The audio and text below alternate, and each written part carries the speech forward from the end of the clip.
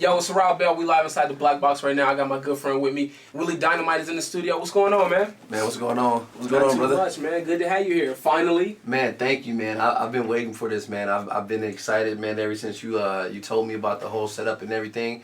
So, you know, man, I'm blessed to I'm honored, like, actually to be the first one here. So, man, thank you. Nah, thank you, man. It's been a long time coming. I remember when back in the day when you first told me that you make music and everything, and like you actually brought me into your house. You were one of the first people who brought me to your house, and you put out the notebook and you rapped some stuff for me, and I was like, damn, this dude's tight. And at the time, it's so funny because I was rapping, but I didn't want to tell nobody. But you made me step my game up. Yeah. So I remember, like, secretly, I would go back and be like, what did Willie say? Yeah. And I'd be like trying to be tighter than you. Yeah. But not as tighter than you, but just trying to be like.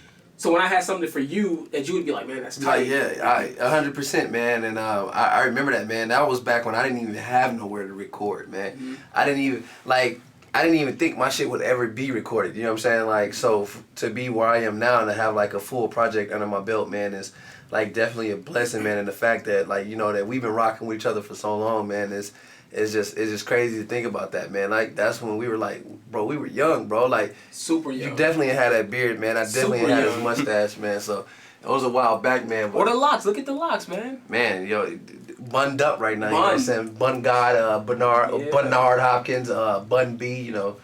So, you know, man, we definitely came a long way, man. And I remember that, man.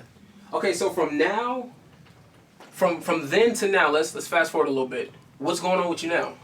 Well, again, like I said, I actually do have a full project under my belt, which is Always Sunny, which is like my first actual, because I mean I did a mixtape before that, and it was called like When There's a Will, There's a Way. That was like back in '08, and then I'm not even gonna lie, I was off my shit for a minute, you know what I'm saying, and then I was blessed enough to have the right people around me, meaning like Rocco, and my girlfriend Connie, and a couple other people that really believed in me, man. You being one of them, that really pushed me, man. And I was like, yo, I gotta make something. And if it's gonna fucking take another 5 years and shit, because that's how long it was since the last time I put something out. I was like, this shit has to be fucking epic and shit. So I mean, like, if you go listen to Sunny, you would think that I fucking recorded it in somebody's, like, high end studio, and I recorded that shit in like my fucking kitchen area and shit, you know what I'm saying? Wow. So I mean, I got that. I got a couple videos under my belt, you know what I'm saying? And I'm just always like trying to perfect my craft and everything like that, and falling more and more in love with the art of rapping and the art of hip hop and the art of rapping, you know what I'm saying? So right. Now when you speak of the project you put out, Always Sunny, let's get deeper into that. Like, what does that mean to you? Because obviously it's a television show, but like, for you to entitle with that, what does that mean to you? Well, it's definitely like It's Always Sunny in Philadelphia is definitely like my favorite show of all time and shit.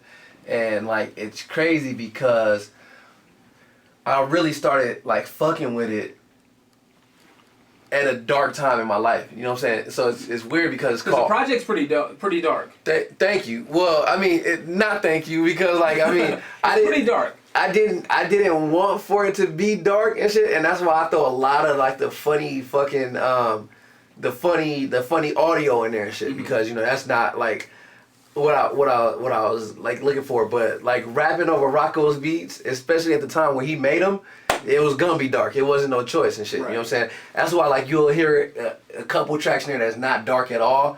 And that's when Rocco started to be Happy Rocco and shit, you know what I'm saying? We love Happy Rocco and shit. So Rocco, he produced the entire thing?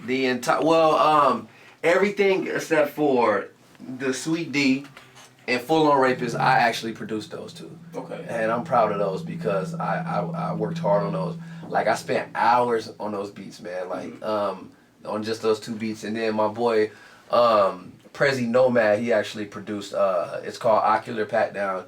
And it's like, I think it's like number 19. Which is a hot joint. Yeah, so, I mean, and he produced that, but everything else was produced by Rocco. Right. And now with you, not to mean to cut you off, but when you produce these two joints, because there's a lot of producer rappers or rapper producers now, did you get the feel for it where you're like, okay, I can do this, I might want to make another one? Well, the thing is that I was like, I've always understood like beats and measures and everything like that. And, like, the thing is like with Full On Rapist, I begged Rocco, like, yo, Rocco, I want this beat. Like, can you make this beat for me? I wanted to have like the bass line from Eminem's Stan. You know what I'm saying?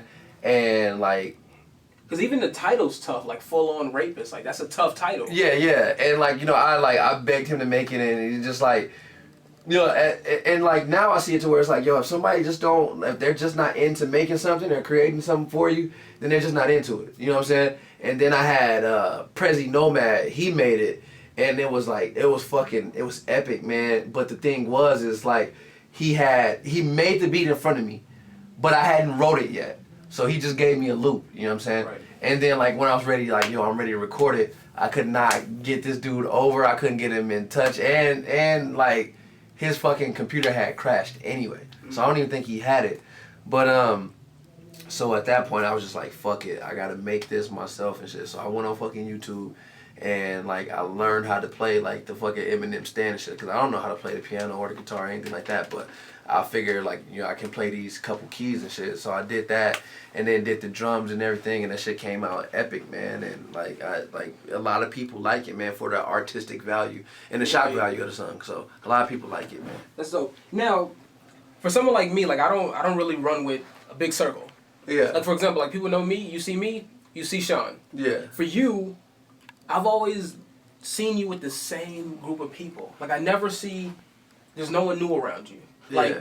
how do you keep your circle so small, and how do you choose who to bring into your life and who to bring out of it? Because doing music is a creative process, and sometimes you might just have to step out. You might have to have people step out as well. Yeah. Now, how do you keep your circle and your group so tight of people? Well, the thing is that like obviously with me and Rocco, we were best friends before he even made a beat. Mm-hmm.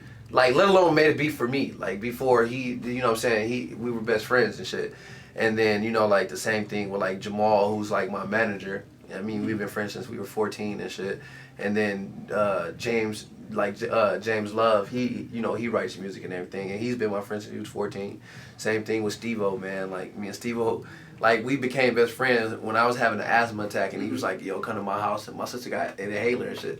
You know what I'm saying? So it's like when you never change, it's easier for the people around you to never change. You know what I'm saying? Mm-hmm. And that's the main thing that I pride myself on. I want to be the same person on Thursday that I was on Monday. You know what I'm saying? Right. And like, you know, when you just live by that, man, and you're always the same, then like you can keep friends around you, keep good friends around you, and then they'll respect what you do. You know what I'm saying? Because like before you can even respect me as an artist, you have to respect me as a man. And I mean, like everybody that like I fuck with, they respect me and I respect them and shit.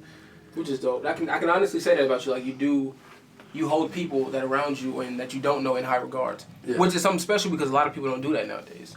Yeah, man. It's just, man. I mean, it just all comes with time, man, and learning and everything, man.